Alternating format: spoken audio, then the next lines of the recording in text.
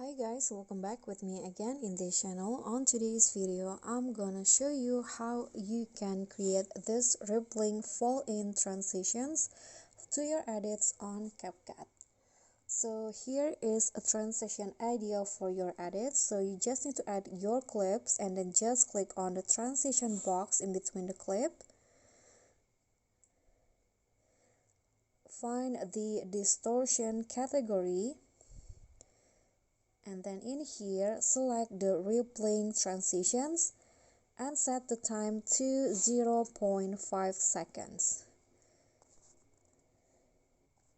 Click on the check icon and now click on the second clip and go to animation. Under the in category, select the fall in animations.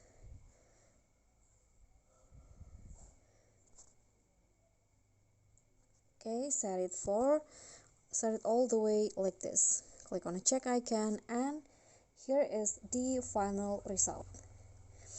Okay, so that's all from me. Thank you so much for watching. Please don't forget to subscribe, like this video, comment, and also click on the thanks button. Bye.